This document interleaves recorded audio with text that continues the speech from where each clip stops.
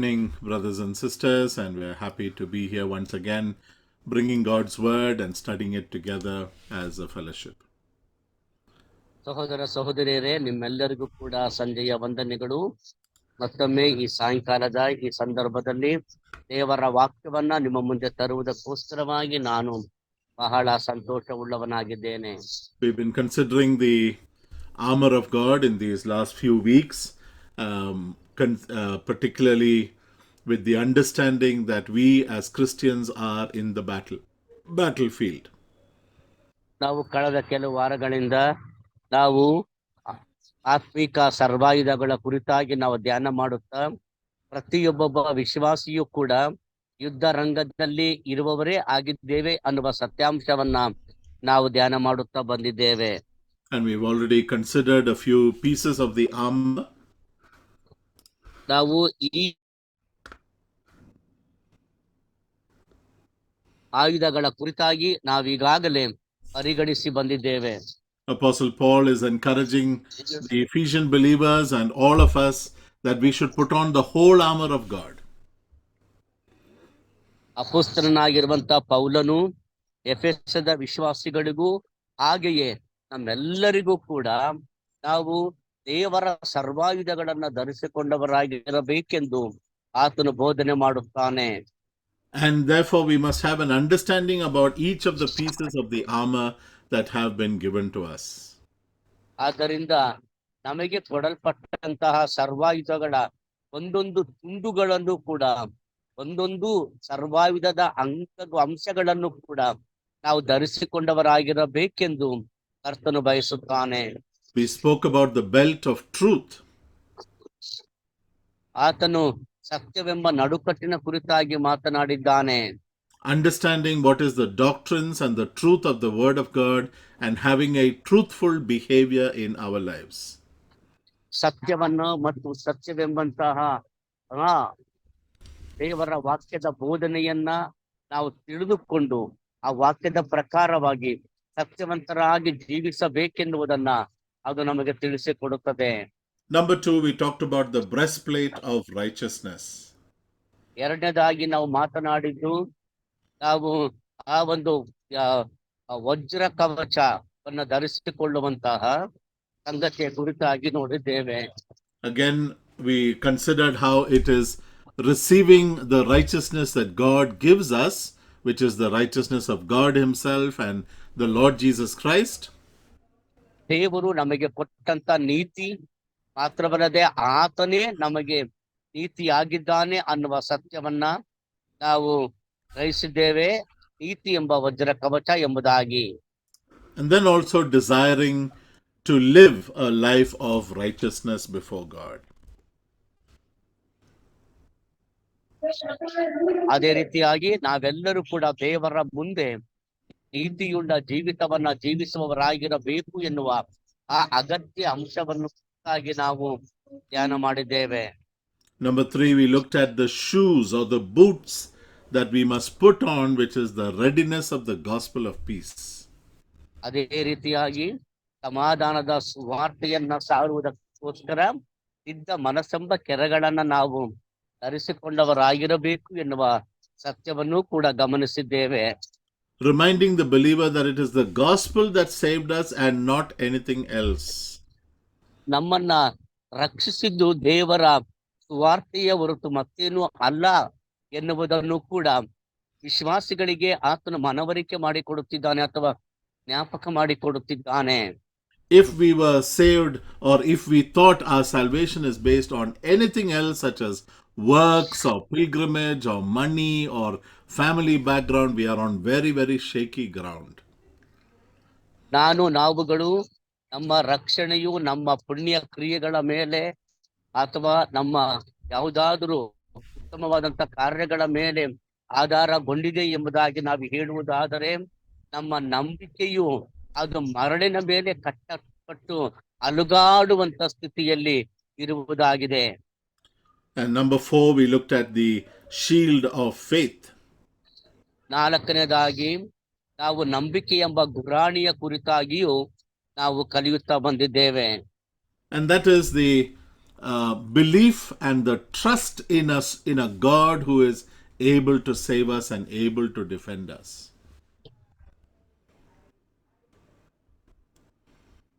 ಆಗಿರುವಂತಹ ಹಾಗೂ ನಮ್ಮ ಪರವಾಗಿ ನಮ್ಮನ್ನ ಸಮರ್ಪಿಸಿಕೊಳ್ಳುವಂತಹ, ನಮ್ಮನ್ನ ಸಮರ್ಥನೆ ಮಾಡಿಕೊಳ್ಳುವ ದೇವರ ಕುರಿತಾಗಿರುವಂತಹ ಸತ್ಯವಾಗಿದೆ. And you know that it is not the strength of our faith, that is not the point, but the strength of the object of our faith, or the God who saves us. ಅದೇ ನಮ್ಮ ನಂಬಿಕೆಯ ಬಲದಿಂದಲ್ಲ, ಬದಲಾಗಿ ನಮ್ಮನ್ನ ರಕ್ಷಿಸಲಿಕ್ಕೆ ಶಕ್ತವಾಗಿರುವಂತಹ ದೇವರ ಆ ಬಲದ ಆಧಾರದಿಂದಲೇ ದೇವರು ನಮ್ಮನ್ನ ರಕ್ಷಿಸುತ್ತಾನೆ. And then in Ephesians chapter 6 and verse 17, we read, "Take the helmet of salvation." ನಂತರ ನಾವು ಎಫೆಸ ಪತ್ರಿಕೆ 6ನೇ ಅಧ್ಯಾಯ 17ನೇ ವಚನದಲ್ಲಿ ರಕ್ಷಣೆ ಎಂಬ ಶಿರಸ್ತ್ರಾಣವನ್ನ ತೆಗೆದುಕೊಳ್ಳಿರಿ ಎಂಬುದಾಗಿ ಹೇಳಿದ ಮಾತನ್ನ ಧ್ಯಾನಿಸುತ್ತೇವೆ. All of us in India are very familiar with a helmet.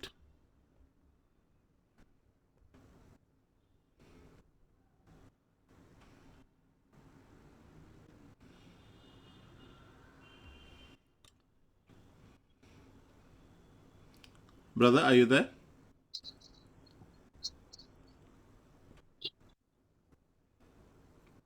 Can you- Yeah, we are all in India, we are very familiar with the concept of helmet. Bharat ದೇಶದಲ್ಲಿ ನಾವೆಲ್ಲರೂ ಕೂಡ ಈ ಒಂದು ಹೆಲ್ಮೆಟ್ ಅಥವಾ ಶಿರಸ್ತ್ರಾಣ, ಇಂಗ್ಲಿಷ್ ಪದ ಎಲ್ಲರಿಗೂ ಬಹಳ ಚಂದವಾಗಿ ಅರ್ಥವಾಗ್ತದೆ. ಈ ಒಂದು ಹೆಲ್ಮೆಟ್ ಹಾಕುವುದರ ವಿಷಯದಲ್ಲಿ ನಾವೆಲ್ಲರೂ ಚಿರಪರಿಚಿತರಾಗಿದ್ದೇವೆ. And we understand what it means what is the danger of not wearing a helmet. I'm sure we've seen or we've heard of people who have not protected themselves and have resulted in serious head injury, because they have not worn a helmet. Helmet ಅನ್ನ ಹಾಕಿಕೊಳ್ಳದೆ ತಮ್ಮ ತಲೆಯನ್ನ ಸಂರಕ್ಷಣೆ ಮಾಡಿಕೊಳ್ಳದೆ ಇರುವಂತಹ ಪ್ರಯಾಣ ಮಾಡುವಂತಹವರು ಯಾವ ರೀತಿಯಾದಂತಹ ಅಪಾಯಗಳಿಗೆ ತುತ್ತಾಗಿ ತಲೆಗೆ ಗಾಯ ಮಾಡಿಕೊಂಡು ಅಪಘಾತಕ್ಕೀಡಾಗಿ ಕಷ್ಟ ನೋವನ್ನ ಅನುಭವಿಸುವುದರ ಕುರಿತಾಗಿ ನಾವೆಲ್ಲರೂ ಕೂಡ ತಿಳಿದವರಾಗಿದ್ದೇವೆ. And perhaps there are times when many people take it for granted, or we take it lightly, because the person who takes not wearing the helmet lightly is a person who has not seen the serious damage that happens to such a person. ಯಾರು ಈ ಒಂದು helmet ಅನ್ನ ಹಾಕಿಕೊಳ್ಳೋದಿಲ್ಲ ಅಂದ್ರೆ, helmet ಹಾಕೊಳ್ಳುವುದರ ಗಂಭೀರತೆಯನ್ನು ಅರ್ಥ ಮಾಡಿಕೊಳ್ಳದೆ ಇದು ಏನಾಗುತ್ತೆ ಬಿಡು ಎಂಬುದಾಗಿ ಉದಾಸೀನ ಮಾಡುವಂತ ಜನರು, ಆ ರೀತಿ ಆದಾಗ ಆಗುವಂತಹ ಆ ನೋವಿನ ಪರಿವೇ ಇಲ್ಲದಂತವರು ಶಿರಸ್ತ್ರಾಣ ಅಥವಾ ಹೆಲ್ಮೆಟ್ ಅನ್ನ ಹಾಕುವುದಿಲ್ಲ. Sometimes when you go down a staircase which has a very low ceiling, you will have that signboard, "Mind your head." ಕೆಲವೊಂದು ಕಟ್ಟಡಗಳಿಗೆ, ಕೆಲವೊಂದು ಮನೆಗಳಿಗೆ ಹೋಗುವಾಗ, ನಾವು ಮೆಟ್ಟಿಲುಗಳನ್ನ ಹತ್ತಿ ಹೋಗುವಾಗ ಅಲ್ಲಿ ಒಂದು ಪದ ಬರೆದಿರುತ್ತಾರೆ ಇಂಗ್ಲಿಷ್ ನಲ್ಲಿ, ಮೈಂಡ್ ಯುವರ್ ಹೆಡ್ ಅಂತ, ಕನ್ನಡದಲ್ಲಿ ತಲೆ ಜೋಪಾನ ಎಂಬುದಾಗಿ ಬರೆದಿರುತ್ತಾರೆ. But it's amazing how many of us as Christians, as believers, we are not very careful about our spiritual head. ಆದ್ದರಿಂದಲೇ ಅದೇ ರೀತಿಯಾಗಿಯೇ ನಮ್ಮಲ್ಲಿ ಅನೇಕ ವಿಶ್ವಾಸಿಗಳು ನಮ್ಮ ಈ ಒಂದು ಆತ್ಮಿಕ ತಲೆ, ಅದರ ಒಂದು ಗಂಭೀರತೆಯನ್ನ ಅರಿಯದವರಾಗಿದ್ದಾರೆ. We are buffeted, we are pushed upon or forced upon all sorts of ideologies and concepts and philosophies from the world around us. ನಾವು ನಮ್ಮ ಸುತ್ತಮುತ್ತಲಿರುವಂತ ಪ್ರಪಂಚದಿಂದ ಎಲ್ಲಾ ತೆರನಾದಂತಹ ಬೋಧನೆಗಳನ್ನ, ಉಪದೇಶಗಳನ್ನ, ತತ್ವಶಾಸ್ತ್ರಗಳನ್ನ ನಮ್ಮ ತಲೆಗಳಲ್ಲಿ ನಾವು ತುಂಬಿಸಿಕೊಂಡಿದ್ದೇವೆ. And many times we allow all these philosophies to get into our head, by thinking about them or by agreeing to them, but because we are fearful of not wanting to compromise. ಅನೇಕ ವೇಳೆಗಳಲ್ಲಿ ಈ ರೀತಿಯಾದಂತಹ ತತ್ವಶಾಸ್ತ್ರಗಳು, ಈ ರೀತಿಯಾದಂತಹ ಆ ಬೋಧನೆಗಳು ನಮ್ಮ ತಲೆಯೊಳಗೆ ಹೊಕ್ಕು ನಾವುಗಳು ಅದರಿಂದಲೇ ತಪ್ಪಿಸಲ್ಪಟ್ಟವರಾಗಿ ಅದರಿಂದ ಹೊರಬರದ ಸ್ಥಿತಿಯಲ್ಲಿ ನಾವು ಭಯಪಡುವವರಾಗುವಂತೆ ನಮ್ಮನ್ನ ಮಾಡಿಬಿಡುತ್ತವೆ. Many churches today, they are not interested in sound teaching. They want to hear something new. They want to have a good experience when they come to church. ಇವತ್ತು ಅನೇಕ ಕ್ರೈಸ್ತ ವಿಶ್ವಾಸಿಗಳು ಸಭೆಗೆ ಬಂದಾಗ ಅವರು ಅನೇಕ ಜನರ ಆ ಒಂದು ಅನುಭವಗಳನ್ನ ಕೇಳಲು ಇಷ್ಟಪಡುತ್ತಾರೆ. ಆದರೆ ಅವರು ದೇವರ ವಾಕ್ಯದ ಸ್ವಸ್ಥ ಬೋಧನೆಯನ್ನ ಅರ್ಥ ಮಾಡಿಕೊಂಡು ಕೇಳಿಸಿಕೊಳ್ಳಲು ಇಷ್ಟಪಡುವುದಿಲ್ಲ. They want to have a good feeling when they leave the assembly hall. ಅವರು ಅಸೆಂಬ್ಲಿ ಹಾಲಿಂದ ಹೊರಗೆ ಹೋಗುವಾಗ ಆ ಒಳ್ಳೆಯ ಒಂದು ಭಾವನೆಯೊಂದಿಗೆ ಫೀಲಿಂಗ್ ಒಂದಿಗೆ ಹೋಗಬೇಕೆಂದು ಬಯಸುತ್ತಾರೆ. So the pastor has to put on a show with music and video and all sorts of things so that his congregation is happy by the time they leave. ಅಲ್ಲಿ ಇರುವಂತ ಪಾಸ್ ಏನ್ ಮಾಡ್ತಾರೆ, ಅವರು ಆ ಸಭೆಯ ದೇವಜನರು ಸಭೆಗೆ ಬಂದಂತವರು ಹಿಂತಿರುಗಿ ಹೋಗುವಾಗ ಬಹಳ ಸಂತೋಷದಿಂದ ಹೋಗುವ ಹಾಗೆ ಏನ್ ಮಾಡ್ತಾರೆ, ಒಳ್ಳೊಳ್ಳೆ ಮ್ಯೂಸಿಕ್ ಅನ್ನ ಹಾಕ್ತಾರೆ, ಒಳ್ಳೆಯ ಹಾಡುಗಳನ್ನ ಹಾಕ್ತಾರೆ, ಒಳ್ಳೆಯ ರೀತಿಯಲ್ಲಿ ಕೈ ಬೀಸ್ತಾರೆ. ಎಲ್ಲವನ್ನು ಯಾಕೆ ಮಾಡ್ತಾರೆ ಅಂದ್ರೆ ಆ ಹೋಗುವಂತಹ ಆ ಸಭೆಯವರು ಸಂತೋಷವಾಗಿ ಹೋಗಲಿ ಎಂಬುದಾಗಿ. But beloved, we know from the word of God that the church meeting and the word of God is not to have fun. It is not a place of entertainment or a social club. ಪ್ರಿಯ ದೇವ ಜನರೇ, ನಾವು ದೇವರ ವಾಕ್ಯವನ್ನ ಓದುವಾಗ, ದೇವರ ವಾಕ್ಯವನ್ನ ಕಲಿಯುವಾಗ ನಾವು ನೋಡುವಂಥದ್ದು ಏನಂತ ಹೇಳಿದ್ರೆ, ಸಭೆ ಎನ್ನುವಂಥದ್ದು, ಸಭೆಯ ಕೂಡಿ ಬರುವಿಕೆ ಅನ್ನುವಂಥದ್ದು ಯಾವುದೋ ಒಂದು ಸಮಾಜದ ಕೂಟವಾಗಲಿ, ಯಾವುದೋ ಒಂದು ಮನರಂಜನಾ ಕೂಟವಾಗಲಿ, ಯಾವುದೋ ಒಂದು ಸಾಮಾಜಿಕ ಕೂಟವಾಗಲಿ ಅಲ್ಲ ಅನ್ನುವುದನ್ನ ನಾವು ಮನದಟ್ಟು ಮಾಡಿಕೊಳ್ಳಬೇಕು. Apostle Paul, when writing to Timothy, he says the church is the pillar and the bulwark or the hard rock of truth. ಪೌಲನು ಆತನು ತಿಮೋಥನಿಗೆ ಪತ್ರಿಕೆ ಬರೆಯುವಾಗ ಹೇಳುತ್ತಾನೆ, ಸಭೆಯು ಸತ್ಯಕ್ಕೆ ಸ್ತಂಭವೂ ಆಧಾರವೂ ಆಗಿದೆ ಅಂತ ಹೇಳಿದ್ರೆ ಅದು ಬಲವಾದಂತ ಅಸ್ಥಿವಾರವನ್ನ ಹೊಂದಿರುವಂತದ್ದಾಗಿದೆ. People should find truth when they come into the church, not entertainment. ಜನರು ಸಭೆಗೆ ಬಂದಾಗ ಅವರು ಮನರಂಜನೆಯನ್ನ ಅವರು ಕಾಣಬಾರದು, ಬದಲಾಗಿ ಜನರು ಸತ್ಯವನ್ನ ಅವರು ಕಾಣುವವರಾಗಬೇಕು. So the helmet of salvation protects our head from all these philosophies which are swirling around us in the world. ಆದ್ದರಿಂದ ಈ ರಕ್ಷಣೆ ಎಂಬ ಶಿರಸ್ತ್ರಾಣ ಅಥವಾ ಹೆಲ್ಮೆಟ್ ಅನ್ನುವಂಥದ್ದು ನಮ್ಮ ಸುತ್ತುತ್ತಾ ನಮ್ಮ ತಲೆಯೊಳಗೆ ಬರಲಿಕ್ಕಾಗಿ, ತಲೆಯೊಳಗೆ ಹೊಕ್ಕುವುದಕ್ಕಾಗಿ ಪ್ರಯತ್ನ ಮಾಡುತ್ತಿರುವಂತ ಅನೇಕ ರೀತಿಯ ತತ್ವಶಾಸ್ತ್ರ ಬೋಧನೆಗಳಂತ ನಮ್ಮನ್ನ ರಕ್ಷಿಸುತ್ತದೆ. It is so important, beloved, to know that what we think, how we think, affects every aspect of our lives. ಅದರಿಂದ ಪ್ರಿಯರೇ, ನಾವು ಏನನ್ನ ಯೋಚನೆ ಮಾಡುತ್ತೇವೆ, ನಾವು ಹೇಗೆ ಯೋಚನೆ ಮಾಡುತ್ತೇವೆ ಎನ್ನುವಂಥದ್ದು ನಮ್ಮ ಇಡೀ ಜೀವಿತದ ಮೇಲೆ ಅದು ಪರಿಣಾಮವನ್ನ ಬೀರುತ್ತದೆ. The philosophy in the world today is that there are no absolutes. There is no absolute wrong and absolute right. ಇವತ್ತು ಲೋಕದ ತತ್ವಶಾಸ್ತ್ರ ಏನ್ ಹೇಳ್ತದೆ ಅಂತಂದ್ರೆ, ಸಂಪೂರ್ಣವಾದಂತಹ ತಪ್ಪು ಇಲ್ಲ, ಸಂಪೂರ್ಣವಾದಂತಹ ಸರಿಯೂ ಇಲ್ಲ ಎಂಬುದಾಗಿ ಉಪದೇಶಿಸುವಂತದ್ದಾಗಿದೆ. And each one can decide whatever they want to feel or whatever they want to think. They can decide for themselves and they can go ahead and live their lives according to that. ಪ್ರತಿಯೊಬ್ಬೊಬ್ಬರು ಕೂಡ ತಮಗೆ ಸರಿ ಕಾಣುವುದನ್ನ ಮಾಡಬಹುದು, ತಮಗೆ ಸರಿ ಕಾಣದೇ ಇರುವುದನ್ನ ಬಿಡಬಹುದು. ಅದು ಪ್ರತಿಯೊಬ್ಬರೂ ಕೂಡ ಅವರವರ ಜೀವಿತದಲ್ಲಿ ಅವರವರೇ ತೀರ್ಮಾನ ಮಾಡಿ ಆ ತೀರ್ಮಾನಕ್ಕೆ ತಕ್ಕಂತೆ ಹೋಗಬಹುದು. In one of the books I read, it talks about how the theory of evolution proposed by Charles Darwin was the theory that influenced Hitler to kill the 6 million Jews in Europe. ನಾನು ಒಂದು ಪುಸ್ತಕದಲ್ಲಿ ಹೀಗೆ ಓದಿದೆ, ಏನಂದ್ರೆ Charles Darwin ನನ್ನ ವಿಕಾಸವಾದದ ಒಂದು ಪುಸ್ತಕದಲ್ಲಿ ಆತನು ಬರೆದಂತಹ ಅಂಶಗಳೇ ಈ ಹಿಟ್ಲರ್ 60 ಲಕ್ಷ ಯಹೂದ್ಯರನ್ನ ಕೊಲ್ಲುವುದಕ್ಕೆ ಪ್ರೇರೇಪಣೆಯನ್ನ ಉಂಟು ಮಾಡಿತು ಎಂಬುದಾಗಿ ಬರೆದಿದ್ದಾನೆ. You see how what many people in the world believe today is, what actually influences the greatest of evil in people. ಆದ್ರೆ ಇವತ್ತು ಇಡೀ ಪ್ರಪಂಚದಲ್ಲಿಯೇ ಎಲ್ಲ ಜನರಿಗೂ ಗೊತ್ತು ಏನಂದ್ರೆ ಜನರನ್ನ ಯಾವ ಯಾವ ಸಂಗತಿಗಳು ಹೆಚ್ಚಾಗಿ ಪರಿಣಾಮ ಬೀರುತ್ತವೆ ಎಂಬುದನ್ನ ತಿಳಿದಿದ್ದಾರೆ. So if our worldview is not correct, just like our physical brain, if there is any damage to our physical brain, obviously the rest of our body is not going to work correctly.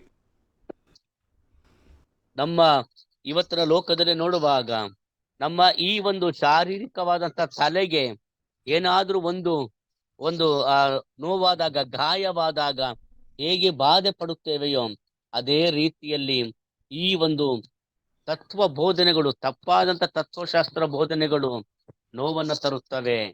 If my brain is injured, obviously it's going to affect my speech, it's going to affect my hands, it's going to affect my body, my legs, all parts of my body are affected. ಈಗ ನೋಡಿ, ಒಂದು ವೇಳೆ ನನ್ನ ಮೆದುಳು ಏನಾದ್ರೂ ಕೂಡ ಅದು ಗಾಯಪಟ್ರೆ, ಮೆದುಳಿಗೇನಾದ್ರೂ ಗಾಯವಾದ್ರೆ ಅದರ ಪರಿಣಾಮ ಏನಾಗ್ತದೆ? ನನ್ನ ತಲೆ, ನನ್ನ ಕೈ, ನನ್ನ ಕಾಲು ಎಲ್ಲವೂ ಕೂಡ ಏನಾಗ್ತದೆ? ಅದರ ಪರಿಣಾಮವನ್ನ ಪಡೆದುಕೊಂಡದ್ದಾಗಿರುತ್ತದೆ. ಎಲ್ಲವುಗಳ ಮೇಲೆ ಅದರ ದುಷ್ಪರಿಣಾಮ ಉಂಟಾಗುತ್ತೆ. So also the soldier, he knows that an injury to the head is very, very dangerous. ಅದರಿಂದ ತಲೆ ಅದನ್ನ ನಾವು ಆರೋಗ್ಯಕರವಾಗಿ ಇಟ್ಟುಕೊಳ್ಳದಿದ್ದರೆ ಬಹಳ ಬಹಳ ಅಪಾಯಕಾರಿಯಾಗಿರುತ್ತದೆ. The soldier will never go into the battlefield without his helmet. ನೋಡುವಾಗ ಯಾವುದೇ ಒಬ್ಬ ಸೈನಿಕನು ಕೂಡ ಆತನು ತಲೆಗೆ ಶಿರಸ್ತ್ರಾಣ ಹೆಲ್ಮೆಟ್ ಹಾಕಿಕೊಳ್ಳದೆ ಯುದ್ಧಕ್ಕೆ ಯಾವತ್ತೂ ಹೋಗುವುದಿಲ್ಲ. His helmet is, the Roman helmet, as we know, is either metallic or it is leather with pieces of metal in it, and it extends down to even the cheek and covers and protects the cheekbones of the soldier. ಈ ರೀತಿಯಾಗಿರುವಂತಹ ಈ ಒಂದು ಮಾನವ ನಿರ್ಮಿತ ಶಿರಸ್ತ್ರಾಣ ಅದು ಒಂದು ಕಬ್ಬಿಣದಿಂದಲೋ ಅಥವಾ ಯಾವುದೋ ಒಂದು ಆಯುಧದಿಂದ, ಯಾವುದೋ ಒಂದು ವಸ್ತುವಿನಿಂದಲೋ, ಗಟ್ಟಿಯಾದ ವಸ್ತುವಿನಿಂದಲೋ ಅಥವಾ ಚರ್ಮದಿಂದಲೋ ಮಾಡಿದ್ದಾಗಿದ್ದು ಅದನ್ನು ಹಾಕಿಕೊಳ್ಳುವಾಗ ಕೆನ್ನೆ ಮತ್ತು ಗಲ್ಲದ ಕೆಳಗಿನ ತನಕ ಬಂದು ಅದು ಇಡೀ ತಲೆ ಮತ್ತು ಆ ಕುತ್ತಿಗೆಯ ಭಾಗದವರೆಗೂ ಕೂಡ ಸಂರಕ್ಷಿಸುತ್ತದೆ. So we understand, beloved, that having that helmet is absolutely critical and vital. ಆದ್ದರಿಂದ ಪ್ರಿಯರಾದವರೇ, ಅಂತಹ ಒಂದು ಶಿರಸ್ತ್ರಾಣವನ್ನ ಹೊಂದುವುದು ಖಂಡಿತವಾಗಿಯೂ ಕೂಡ ಬಹಳ ಪ್ರಾಮುಖ್ಯವಾದದ್ದು, ಬಹಳವಾಗಿ ಅದ್ವಿತೀಯವಾದದ್ದು, ಶ್ರೇಷ್ಠವಾದದ್ದು ಆಗಿದೆ. And we must understand now what the Apostle Paul and what God wanted to say through Apostle Paul. He's talking about salvation.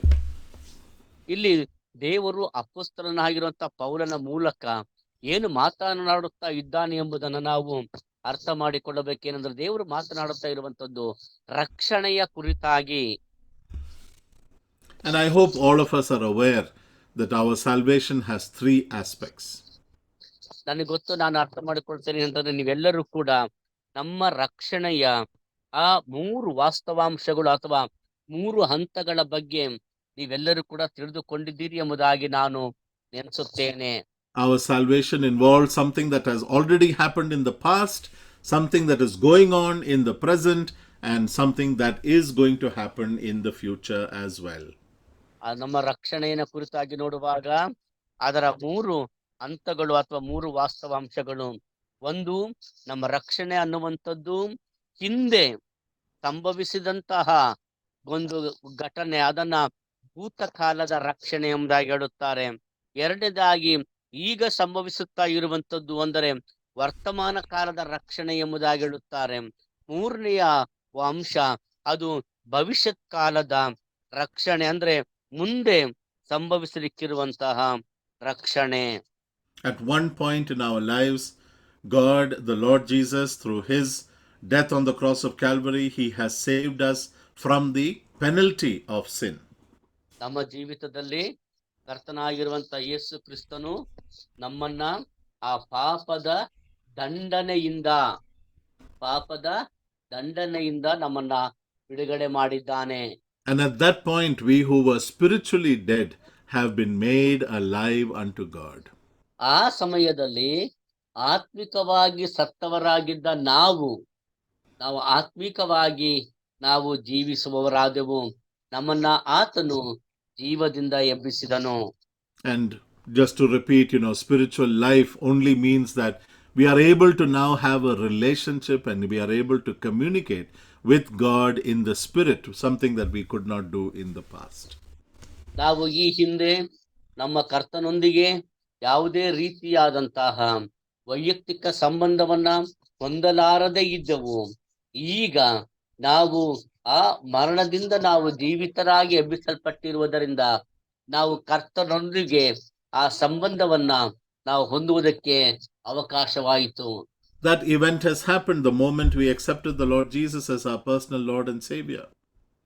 ನಾವು ನಮ್ಮ ಕರ್ತನಾಗಿರುವಂತ ಯೇಸು ಕ್ರಿಸ್ತನನ್ನು ನಮ್ಮ ಸ್ವಂತ ರಕ್ಷಕನು ಒಡೆಯನು ಎಂಬುದಾಗಿ ನಾವು ಅಂಗೀಕಾರ ಮಾಡಿಕೊಂಡಾಗ ಇದು ಸಂಭವಿಸಿತು ಅಥವಾ ಇದು ಆಯಿತು. And then, we are being saved in our current state of affairs from the power of sin. ನೋಡುವಾಗ ಈಗ ನಾವು ವರ್ತಮಾನ ಕಾಲದಲ್ಲಿ ನೋಡುವಾಗ ನಾವು ಆ ಪಾಪದ ಶಕ್ತಿಯಿಂದ ನಾವು ರಕ್ಷಿಸಲ್ಪಡುತ್ತಾ ಇದ್ದೇವೆ ನಮ್ಮ ಅನುದಿನದ ಜೀವಿತದಲ್ಲಿ. Day by day, God is working on our soul. He's changing and transforming our mind and our feelings and our emotions and our intellect.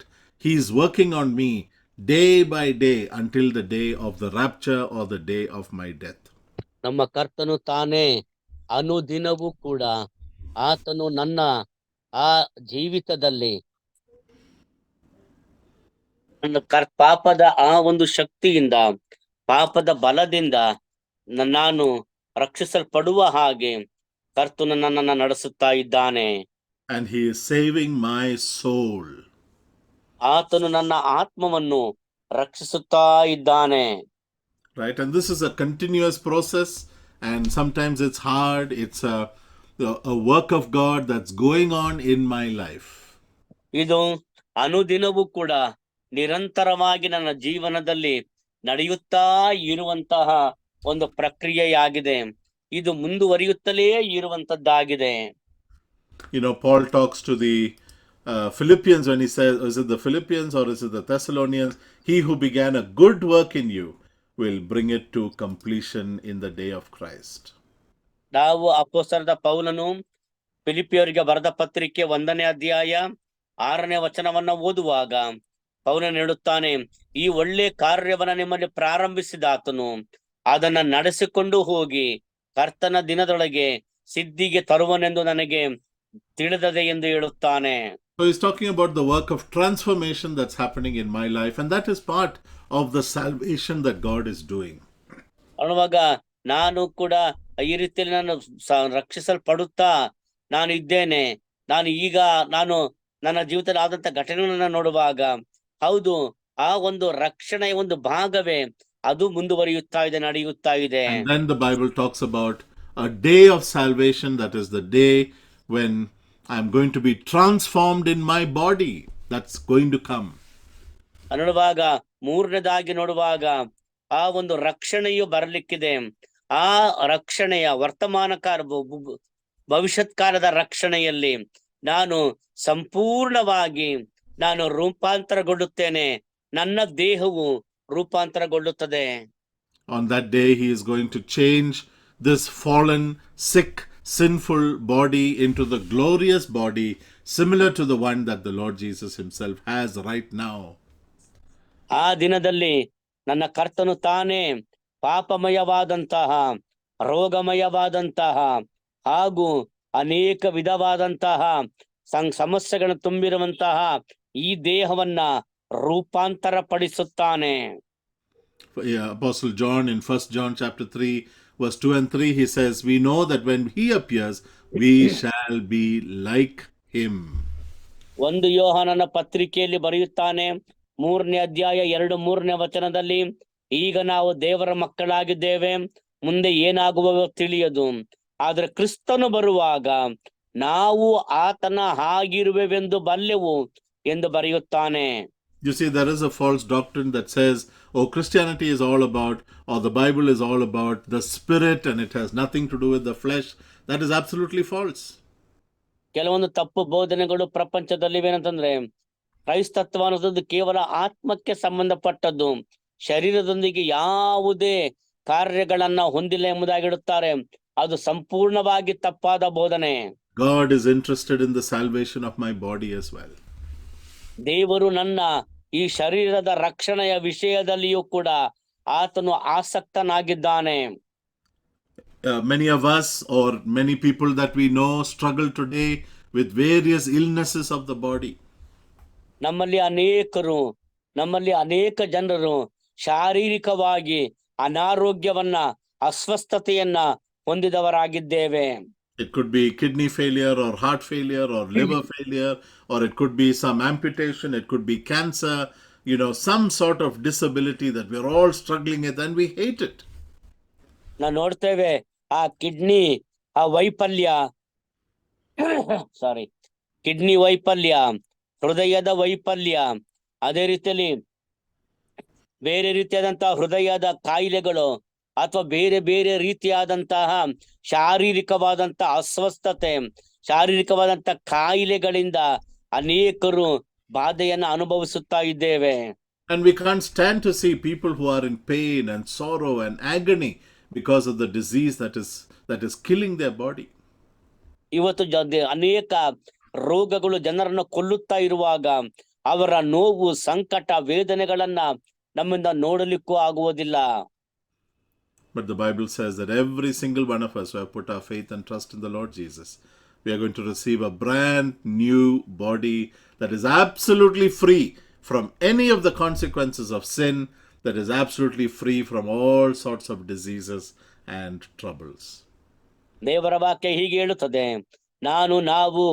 ನಾವು ಈ ಒಂದು ಶರೀರದಿಂದ ಸಂಪೂರ್ಣವಾಗಿ ವಿಮೋಚಿಸಲ್ಪಟ್ಟು ನಾವು ಮತ್ತೆ ಹೊಸ ಶರೀರವನ್ನ ಹೊಂದುತ್ತೇವೆ. ಆ ಶರೀರವು ಪಾಪದಿಂದ ಮುಕ್ತವಾದದ್ದು, ಅದೇ ರೀತಿ ಪಾಪದ ಎಲ್ಲ ಶಕ್ತಿಯಿಂದಲೂ ಮುಕ್ತವಾದಂತಹ ಸ್ವತಂತ್ರವಾದ ಆ ದೇಹವನ್ನ ನಾವೆಲ್ಲರೂ ಕೂಡ ಪಡೆದುಕೊಳ್ಳುತ್ತೇವೆ. And it's not just about the physical suffering, but also because we are surrounded by so many temptations and sinful things. This body is a body of sin. We can't help it when we sin in our speech, in our thoughts, in our actions. ನಾವು ನೋಡುವಾಗ ಕೇವಲ ನಾವು ಶರೀರದಲ್ಲಿ ಮಾತ್ರ ಪಾಪ ಮಾಡುವವರಲ್ಲ. ನಾವು ಪಾಪ ಎಂಬುದಾಗಿ ಹೇಳುವಾಗ ಎಲ್ಲವೂ ಕೂಡ ಒಳಗೊಂಡಿದೆ. ನಮ್ಮ ಶರೀರ, ನಮ್ಮ ಮನಸ್ಸು, ನಮ್ಮ ಆಲೋಚನೆ, ನಮ್ಮ ನೋಟ, ನಮ್ಮ ಕೃತ್ಯ, ಕ್ರಿಯೆ ಎಲ್ಲವೂ ಕೂಡ ಒಳಗೊಂಡದ್ದಾಗಿದೆ. ಇವೆಲ್ಲವೂ ಒಳಗೊಂಡಿರುವುದರಿಂದಲೇ ನಾವು ಶಾರೀರಿಕವಾಗಿ ಪಾಪ ಮಾಡುವವರಾಗಿರುತ್ತೇವೆ. Thank God for the truth that one day He is going to deliver me from the very presence of sin. ದೇವರ ನಾಮ ಸ್ತೋತ್ರವಾಗಲಿ. ಒಂದು ದಿವಸ ನಮ್ಮ ಕರ್ತನು ಅವನು ಪಾಪದ ದಂಡನೆಯಿಂದ ಬಿಡುಗಡೆ ಮಾಡಿದ್ದು ಮಾತ್ರವಲ್ಲ, ಪಾಪದ ಶಕ್ತಿಯಿಂದ ಬಿಡುಗಡೆ ಮಾಡಿದ್ದು ಮಾತ್ರವಲ್ಲ, ಒಂದು ದಿನ ಪಾಪದ ಪ್ರಸನ್ನತೆಯಿಂದಲೇ ನಮ್ಮನ್ನ ಬಿಡುಗಡೆ ಮಾಡಲಿಕ್ಕಿದ್ದಾನೆ. And this is the great salvation that God has allowed you and I to enter into. ಈ ಶ್ರೇಷ್ಠವಾದಂತಹ ಮಹಾ ರಕ್ಷಣೆಯಲ್ಲಿಯೇ ನಾನು ಮತ್ತು ನೀವು ಪ್ರವೇಶ ಮಾಡುವ ಹಾಗೆ ಕರ್ತನು ಕೃಪೆಯನ್ನು ಕೊಟ್ಟಿದ್ದಾನೆ. Oh beloved, I hope you appreciate and you meditate daily and humble yourself to understand what a great salvation we have entered into. ಪ್ರಿಯರಾದವರ, ನಿಮ್ಮನ್ನು ನೀವು ತಗ್ಗಿಸಿಕೊಂಡವರಾಗಿ ದೇವರು ನಮಗೆ ಕೊಟ್ಟಂತ ಈ ಅತ್ಯಂತವಾದ ರಕ್ಷಣೆಯನ್ನ ನೀವೆಲ್ಲರೂ ಕೂಡ ನೀವು ಅದನ್ನ ಓದುತ್ತಾ ಅದನ್ನ ಅರ್ಥ ಮಾಡಿಕೊಳ್ಳುತ್ತಾ ನಿಮ್ಮನ್ನ ಕರ್ತನ ಮುಂದೆ ತಗ್ಗಿಸಿಕೊಳ್ಳುತ್ತಾ ಬೆಳೆಯುತ್ತಾ ಇದ್ದೀರಿ ಎಂಬುದಾಗಿ ನಾನು ನಿರೀಕ್ಷಿಸುತ್ತೇನೆ. You know, in Hebrews chapter 2 and verse 1, the writer of the book of Hebrews says we must pay very close attention to this gospel that we have heard so that we don't drift away, we don't take it lightly. ಅಪೊಸ್ತಲನ ಇಬ್ರಿಯ ಗ್ರಂಥಕರ್ತನ ಹೇಳುತ್ತಾನೆ, ನಾವು ಹೊಂದಿರುವಂತ ಈ ರಕ್ಷಣೆಯ ವಿಷಯದಲ್ಲಿ ಬಹಳ ಎಚ್ಚರಿಕೆಯಿಂದ ಆ ರಕ್ಷಣೆಯನ್ನ ನಾವು ಕಾಯ್ದುಕೊಳ್ಳಬೇಕು. ಯಾಕಂದ್ರೆ ನಾವು ಅದರಿಂದ ಅಗಲಿ ಹೋಗುವ ಸಾಧ್ಯತೆಗಳು ಕೂಡ ಬರ್ತವೆ. ನಾವು ಅದರಿಂದ ಬಿದ್ದು ಹೋಗಬಹುದು. ಬೀಳದ ಹಾಗೆ ನಾವು ಎಚ್ಚರ ವಹಿಸಬೇಕೆಂದು ಹೇಳುತ್ತಾನೆ. In verse 3 he says, how shall we escape if we neglect such a great salvation? ಈ ಅತ್ಯಂತ ವಿಶೇಷವಾದ ರಕ್ಷಣೆಯನ್ನ ನಾವು ಅಲಕ್ಷ್ಯ ಮಾಡಿದರೆ ನಾವು ತಪ್ಪಿಸಿಕೊಳ್ಳುವುದು ಹೇಗೆ ಎಂಬುದಾಗಿ ಇಬ್ರಿಯ ಪತ್ರಿಕೆ 2ನೇ ಅಧ್ಯಾಯ 3ನೇ ವಚನದಲ್ಲಿ ಹೇಳುತ್ತಾನೆ. Salvation that was first declared by the Lord, ರಕ್ಷಣೆ ಮೊದಲನೇದಾಗಿ ದೇವರಿಂದ ಅದು ಘೋಷಣೆ ಮಾಡಲ್ಪಟ್ಟಿದೆ, attested to us by those who heard it, ಅದನ್ನ ಕೇಳಿಸಿಕೊಂಡವರು ನಮಗೆ ಅದನ್ನ ಸಾಕ್ಷೀಕರಿಸಿದರು. and then God worked along with them with wonderful miraculous signs and wonders. ದೇವರು ಅದ್ಭುತ ಕಾರ್ಯಗಳು ಹಾಗೂ ಸೂಚಕ ಕಾರ್ಯಗಳ ಮೂಲಕವಾಗಿ ಆತನು ಕಾರ್ಯ ಮಾಡಿದ್ದಾನೆ. Just to guarantee, you know, God did that. He declared it, the apostles declared it, God declared it with signs and wonders, so that you and I can be absolutely sure of the salvation that we received, we are receiving, and that we are going to receive one day. ಅದರಿಂದಲೇ ಈ ಒಂದು ರಕ್ಷಣೆ ಅದು ಎಷ್ಟರ ಮಟ್ಟಿಗೆ ಖಾತರಿ ಮಾಡಲ್ಪಟ್ಟಿತ್ತು ಅಂದರೆ ದೇವರು ಅದನ್ನ ಖಾತರಿ ಪಡಿಸಿದ್ದಾನೆ, ಪ್ರವಾದಿಗಳು ಅದನ್ನ ಖಾತರಿ ಪಡಿಸಿದ್ದಾರೆ, ಅದನ್ನ ಬರೆದವರು ಖಾತರಿ ಪಡಿಸಿದ್ದಾರೆ. ಇವೆಲ್ಲವುಗಳ ಮೂಲಕವಾಗಿ ನಾವು ರಕ್ಷಣೆ ಹೊಂದಿದ್ದೇವೆ, ರಕ್ಷಣೆ ಹೊಂದುತ್ತಾ ಇದ್ದೇವೆ, ಮುಂದೆ ಒಂದು ದಿನ ಸಂಪೂರ್ಣವಾಗಿ ರಕ್ಷಿಸಲ್ಪಡುತ್ತೇವೆ ಎಂಬುದನ್ನ ಆತನ ನಮಗೆ ಖಾತರಿ ಪಡಿಸುತ್ತಿದ್ದಾನೆ. And Apostle Paul is saying, you put that like a helmet around your head. ಅದನ್ನೇ ಅಪೊಸ್ತಲನಾದ ಪೌಲನು ಹೇಳುತ್ತಾನೆ, ನಿಮ್ಮ ತಲೆಯ ಸುತ್ತಲೂ ರಕ್ಷಣೆ ಎಂಬ ಶಿರಸ್ತ್ರಾಣ ಅಥವಾ ಹೆಲ್ಮೆಟ್ ಅನ್ನ ಹಾಕಿಕೊಳ್ಳಿರಿ ಎಂದು ಹೇಳುತ್ತಾನೆ. And it means, beloved, that we must know what salvation is, we must experience it in our lives, and we must have the assurance that I am truly saved. ಆದ್ದರಿಂದ ಕರ್ತನಲ್ಲಿ ಪ್ರಿಯರಾದವರೇ, ನಾವು ಈ ರಕ್ಷಣೆ ಅಂದರೆ ಏನು ಎಂಬುದಾಗಿ ಸ್ಪಷ್ಟವಾಗಿ ಅರ್ಥ ಮಾಡಿಕೊಳ್ಳಬೇಕು. ರಕ್ಷಣೆಯ ನಿಶ್ಚಯತ್ವ ಅಂದ್ರೇನು ಎಂಬುದಾಗಿ ನಾವು ಸಂಪೂರ್ಣವಾಗಿ ನಾವು ಅರ್ಥ ಮಾಡಿಕೊಳ್ಳಬೇಕು. ಅರ್ಥ ಮಾಡಿಕೊಂಡವರಾಗಿ ನಾವು ಆ ರಕ್ಷಣೆಯಲ್ಲಿ ನಾವು ಜೀವಿಸುತ್ತಾ ಮುಂದೆ ಸಾಗಬೇಕು.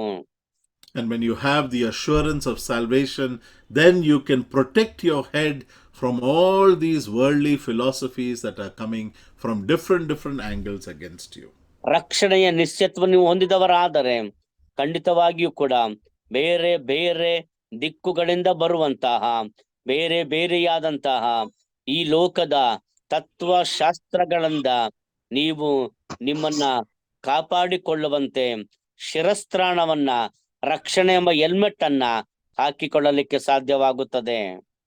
You know, and as you confront various situations in your life, various doubts that may come, various decisions that you have to make, the helmet of salvation will protect you from going the wrong way. ನಿಮ್ಮ ಜೀವಿತದಲ್ಲಿ ಯಾವುದೇ ಪರಿಸ್ಥಿತಿ ಬಂದರೂ ಕೂಡ, ಯಾವುದೇ ರೀತಿಯಾದಂತಹ ಉಪದೇಶಗಳು ಬಂದರೂ ಕೂಡ, ಯಾವುದೇ ರೀತಿಯಾದ ತಪ್ಪು ಬೋಧನೆಗಳು ಬಂದರೂ ಕೂಡ, ಇವೆಲ್ಲವುಗಳಿಂದ ತಪ್ಪಿಸಲ್ಪಟ್ಟವರಾಗಿ ನೀವು ಆ ರೀತಿಯಲ್ಲಿ ಮುಂದೆ ಸಾಗಲಿಕ್ಕೆ ಸತ್ಯ ಬೋಧನೆಯ ಮೂಲಕ ರಕ್ಷಣೆ ಎಂಬ ಶಿರಸ್ತ್ರಾಣವನ್ನ ಹಾಕಿಕೊಂಡು ಮುಂದೆ ಸಾಗುವವರಾಗುತ್ತೀರಿ. Can you imagine the state of a person who is not sure of his salvation? ಒಬ್ಬ ವ್ಯಕ್ತಿ ತನ್ನ ರಕ್ಷಣೆಯ ನಿಶ್ಚಯತ್ವವನ್ನೇ ಆತನು ಹೊಂದಿರದಿದ್ದರೆ ಆ ಮನುಷ್ಯನ ಸ್ಥಿತಿಯನ್ನ ಆಲೋಚನೆ ಮಾಡಿರಿ. Such a person is always scared about what he is doing, about about the night when he sleeps. What if I die today? What if I die in the night? What will happen to me? That constant fear of death, and we become a slave to that. ಅಂತಹ ಮನುಷ್ಯನು ಯಾವಾಗಲೂ ಕೂಡ ಆತನು ಒಂದು ಭಯದಲ್ಲಿಯೇ ಬದುಕುತ್ತಾನೆ. ಅಯ್ಯೋ, ಒಂದು ವೇಳೆ ಈ ರಾತ್ರಿ ನಾನು ಸತ್ತು ಹೋದ್ರೆ ನಾನು ಏನಾಗ್ತೇನೆ? ಅಯ್ಯೋ, ನಾನು ಒಂದು ವೇಳೆ ಈಗ ರಕ್ಷಣೆ ನಿಶ್ಚಿತವಿಲ್ಲವಲ್ಲ, ಮುಂದೆ ನನಗೆ ಏನಾಗುತ್ತೆ, ಏನ್ ಸಂಭವಿಸುತ್ತೋ ಎನ್ನುವಂತ ಭಯ ಆತನನ್ನ ಯಾವಾಗಲೂ ಕೂಡ ಕಾಡುತ್ತಾ ಇರುತ್ತದೆ. And because of that fear, we go and do many religious things like lighting a candle in the church, going and put some money in the church, going and taking part in the communion, thinking that these are the things that will ease my conscience and it will help me, at least for some time. It will give me some relief. ಆದ್ದರಿಂದಲೇ ಆ ಭಯದಿಂದ ಹೊರ ಬರುವುದಕ್ಕಾಗಿ ಅಂತಹವರು ಏನ್ ಮಾಡ್ತಾರಂದ್ರೆ, ಅವರು ಅನೇಕ ಚರ್ಚ್ಗಳಿಗೆ ಹೋಗಿ ಅವ್ರು ಏನ್ ಮಾಡ್ತಾರಂದ್ರೆ ಕ್ಯಾಂಡಲ್ ಹಚ್ಚಿಡ್ತಾರೆ, ಆ ಧರ್ಮ ಕಾರ್ಯಗಳನ್ನು ಮಾಡುತ್ತಾರೆ. ಏನೋ ಮಾಡುವುದರ ಮೂಲಕವಾಗಿ ನನ್ನ ತಲೆಯಲ್ಲಿರುವಂತಹ ಆ ಒಂದು ಭಯ ಹೋಗುದ್ರೆ ಸಾಕು ಎಂಬುದಾಗಿ ಎಲ್ಲಾ ರೀತಿಯಾದ ಧಾರ್ಮಿಕ ಆಚರಣೆಗಳನ್ನ ಮಾಡುತ್ತಾರೆ. Such a person is scared of death. ಅಂತಹ ಮನುಷ್ಯನು ಆತನು ಮರಣದ ವಿಷಯದಲ್ಲಿ ಬಹಳ ಭಯ ಪಡುತ್ತಾನೆ. But a person who is truly saved and has the assurance of salvation knows that whatever happens in my life, God is in control. Whatever happens in my future, God is in control. And it doesn't matter. Yeah, go ahead. ನಿಜವಾಗಿಯೂ ರಕ್ಷಿಸಲ್ಪಟ್ಟಂತ ವಿಶ್ವಾಸಿಯು ನನ್ನ ಜೀವನದಲ್ಲಿ ಏನೇ ಆಗಲಿ ದೇವರು ನನ್ನನ್ನ ಸಂರಕ್ಷಿಸುತ್ತಾನೆ. ನನ್ನ ಜೀವನದಲ್ಲಿ ಏನೇ ಬರಲಿ ದೇವರು ನನ್ನನ್ನು ಕಾಪಾಡುತ್ತಾನೆ. ನನ್ನ ಜೀವಿತದಲ್ಲಿ ಎಂತಹ ಪರಿಸ್ಥಿತಿ ಬರಲಿ ದೇವರು ನನ್ನೊಂದಿಗಿದ್ದು ನನ್ನನ್ನ ಸಾಗಿಸುತ್ತಾನೆ ಅನ್ನುವಂತ ಭರವಸೆ, ನಿಶ್ಚಯತ್ವ ವಿಶ್ವಾಸಿಗೆ ಯಾವಾಗಲೂ ಕೂಡ ಇರುವಂತದ್ದಾಗಿರುತ್ತದೆ. In this Christmas season, I was sharing, a thought with my staff members the other day about how, Mary and Joseph, we have this beautiful picture of the manger, and you have Mary and Joseph and the baby, and you have the lambs, and you have the camels, and you have the cow, then you have the shepherds and the wise men and the beautiful star. What a beautiful picture, isn't it? ಕೆಲವು ದಿವಸಗಳ ಹಿಂದೆ ಶಾಲೆಯಲ್ಲಿ ಕೆಲಸ ಮಾಡುತ್ತಾ ಇರುವಂತಹ ಎಲ್ಲ ಆ ಸಿಬ್ಬಂದಿಗಳೊಂದಿಗೆ ಮಾತನಾಡುತ್ತಾ ನಾನು ಹೇಳುತ್ತಾ ಇದ್ದೆ,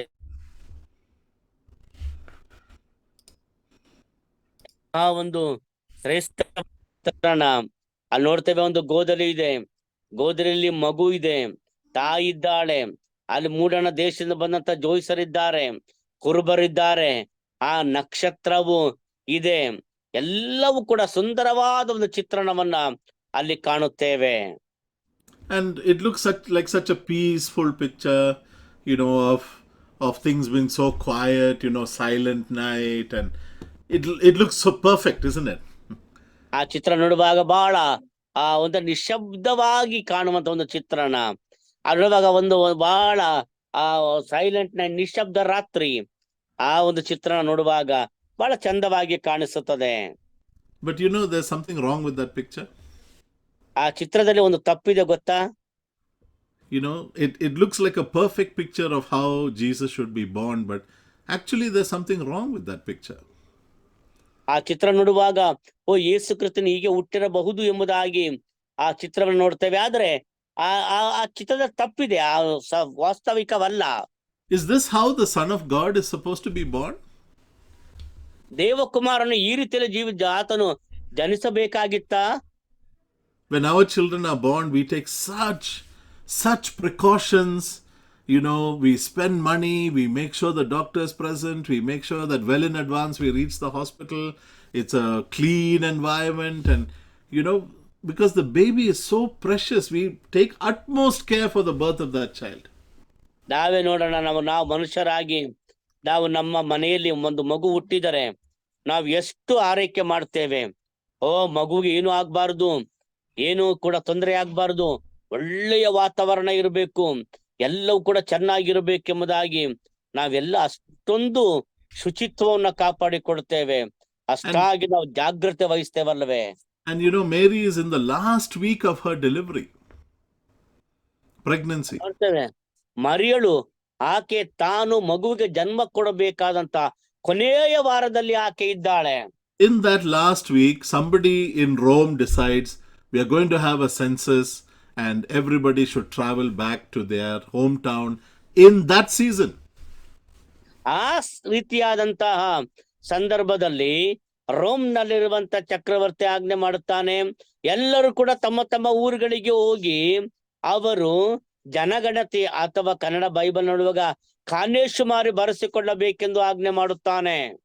And you know, Mary and Joseph, there's no other option but to travel by donkey and by walk. ನೋಡುವಾಗ ಅವ್ರಿಗೆ ಬೇರೆ ಅನ್ಯ ಮಾರ್ಗವಿಲ್ಲ. ಕತ್ತೆಯ ಮೇಲೆ ಕುಳಿತವರಾಗಿ ಅವರು ನಡೆದುಕೊಂಡು ಹೋಗುತ್ತಾ ಇದ್ದಾರೆ. Somebody said even if they were here today in the modern world, Mary would never be allowed on a flight. She would have to still travel by donkey or by car or whatever, you know, because she's in the last week of pregnancy. No flight will allow her to get on board. ಇವತ್ತು ಒಂದು ವೇಳೆ ನಮ್ಮ ಇವತ್ತಿನ ಪರಿಸ್ಥಿತಿಯನ್ನು ನೋಡುವಾಗ, ಒಂದು ವೇಳೆ ಆಕೆ ಇವತ್ತೇನಾದ್ರೂ ಆ ಗರ್ಭವತಿಯಾಗಿದ್ರೆ ಆಕೆ ವಿಮಾನದಲ್ಲಿ ಹೋಗ್ಲಿಕ್ಕೆ ಆಗ್ತಾ ಇರಲಿಲ್ಲ. ಯಾಕಂದ್ರೆ ಯಾವ ವಿಮಾನದಲ್ಲಿಯೂ ಕೂಡ ಆ ಒಂದು ಮಗುವಿಗೆ ಜನ್ಮ ಕೊಡುವ ಒಂದು ವಾರಕ್ಕೆ ಮುಂಚಿರುವಂತಹ ಸ್ತ್ರೀಯನ್ನ ಗರ್ಭಿಣಿಯಾದ ಸ್ತ್ರೀಯನ್ನ ವಿಮಾನದಲ್ಲಿ ಅನುಮತಿಸುವುದಿಲ್ಲ. ಇವತ್ತಾಗಿದ್ರು ಕೂಡ ಅವಳು ಕತ್ತೆ ಮೇಲೆ ಹೋಗ್ಬೇಕಾಗಿತ್ತು. Right, and they had to travel 180 kilometers from Nazareth to Bethlehem. ಆಕೆ ನಜರೇತಿನಿಂದ ಬೆತ್ಲೆಹೇಮಿಗೆ 180 ಕಿಲೋಮೀಟರ್ ಆಕೆ ಪ್ರಯಾಣ ಮಾಡಬೇಕಾಗಿತ್ತು. By foot, that is at least 6 to 7 days walk. ನಡ್ಕೊಂಡು ಹೋದ್ರೆ 6 ರಿಂದ 7 ದಿವಸಗಳ ಕಾಲ ನಡೆದುಕೊಂಡು ಹೋಗಬೇಕಿತ್ತು ಕಾರಿನಲ್ಲಿ. And the day she is about to give birth, they reach Bethlehem and the town is absolutely full. There is not even a single room available. ಆಕೆ ಆ ಬೆತ್ಲೆಹೇಮನ್ನು ತಲುಪುವಂತ ಸಮಯದಲ್ಲಿ ಎಲ್ಲ ಕಡೆಗಳಲ್ಲಿಯೂ ಕೂಡ ತುಂಬಾ ಜನರಿದ್ದರು. ಛತ್ರದಲ್ಲಿಯೂ ಕೂಡ ಜಾಗವಿಲ್ಲ. ಅಷ್ಟರ ಮಟ್ಟಿಗೆ ಆ ಒಂದು ಜನಸಂದಣಿ ಬೆತ್ಲೆಹೇಮ್ನಲ್ಲಿತ್ತು. In those days, Joseph could not have written ahead and said, please book one room. There was no internet available for him to book a room, in the inn at Bethlehem. ಆ ದಿನಗಳಲ್ಲಿ ಈ ಯೋಸೇಫನಿಗೆ internet ಇರಲಿಲ್ಲ, phone ಇರಲಿಲ್ಲ. ನಾನು ಬರ್ತಾ ಇದ್ದೇನೆ, ಒಂದು ರೂಮ್ ಬುಕ್ ಮಾಡಿ ಎಂಬುದಾಗಿ ಹೇಳುವಂತ ಅವಕಾಶವೇ ಇರುತ್ತಾ ಇರಲಿಲ್ಲ. Right? They went into Bethlehem.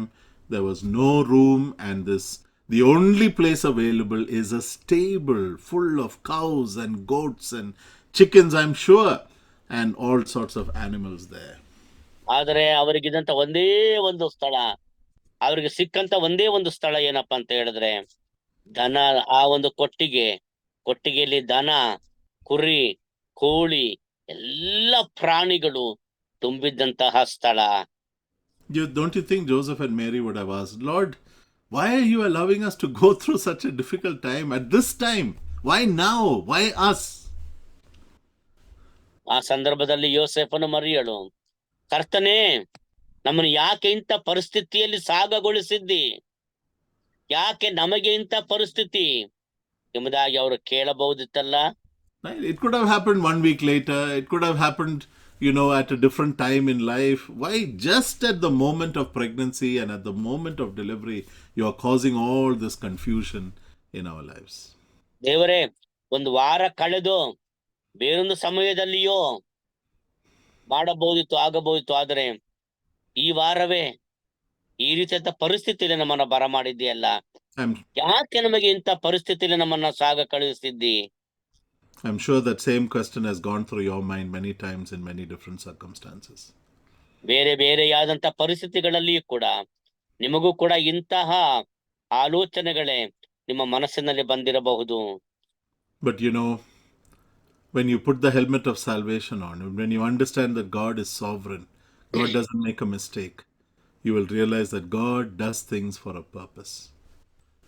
ಆದರೆ ದೇವರ ಕೃಪೆಯಿಂದ ರಕ್ಷಿಸಲ್ಪಟ್ಟವರಾಗಿ ರಕ್ಷಣೆ ಎಂಬ ಶಿರಸ್ತ್ರಾಣವನ್ನು ಹಾಕಿಕೊಂಡಿರುವಾಗ ಎಂತಹ ಪರಿಸ್ಥಿತಿಗಳಲ್ಲಿ ಹಾದು ಹೋದರೂ ಕೂಡ ನಿಮಗೆ ದೃಢತೆ ಉಂಟು. ದೇವರು ಎಲ್ಲವನ್ನು ಒಂದು ಉದ್ದೇಶಕ್ಕಾಗಿ ಮಾಡುತ್ತಾನೆ ಎಂಬುದಾಗಿ ನೀವು ಅರ್ಥ ಮಾಡಿಕೊಳ್ಳುತ್ತೀರಿ. And even when God takes you through a difficult, dirty, impossible situation, God is doing something great and making something wonderful in that situation. ದೇವರು ನಿಮ್ಮನ್ನ ಕಠಿಣವಾದಂತ ಅತಿ ಸೂಕ್ಷ್ಮವಾದಂತಹ ಅತಿ ಬಹಳ ಸಹಿಸಲಿಕ್ಕೆ ಆದಂತ ಪರಿಸ್ಥಿತಿಯಲ್ಲಿ ನಿಮ್ಮನ್ನ ಆತನು ಸಾಗಿಸುತ್ತಿದ್ದರೂ ಕೂಡ ಒಂದನ್ನು ಮಾತ್ರ ನಿಶ್ಚಯ ಮಾಡಿಕೊಳ್ಳಿರಿ, ದೇವರು ಒಂದು ಶ್ರೇಷ್ಠ ಕಾರ್ಯಕ್ಕಾಗಿ ನಿಮ್ಮನ್ನ ಆತನು ಮುನ್ನಡೆಸುತ್ತಿದ್ದಾನೆ, ಆತನು ತನ್ನ ಉದ್ದೇಶವನ್ನ ನೆರವೇರಿಸುತ್ತಾನೆ ಎಂಬುದಾಗಿ ದೃಢ ನಿಶ್ಚಯ ಉಳ್ಳವರಾಗಿರ್ರಿ. As Christians in the battlefield, let us put on the helmet of salvation and stand firm in our ground. ಯುದ್ಧ ರಂಗದಲ್ಲಿ ಇರುವಂತ ಸೈನಿಕನ ಹಾಗೆ ನಾವು ಸರ್ವಾಯುಧಗಳನ್ನ ಧರಿಸಿಕೊಂಡವರಾಗಿ, ರಕ್ಷಣೆ ಎಂಬ ಶಿರಸ್ತ್ರಾನವನ್ನು ಧರಿಸಿಕೊಂಡವರಾಗಿ ನಾವು ಯುದ್ಧಕ್ಕಾಗಿ ನಿಲ್ಲೋಣ. ಆ ದುಷ್ಟನ ಆ ಒಂದು ಸೈತಾನನ ಮಾತನ್ನು ದೂತನೊಂದಿಗೆ ಹೋರಾಡೋಣ. May the name of the Lord be glorified. ಕರ್ತನ ನಾಮವೇ ಮಹಿಮೆ ಹೊಂದಲಿ.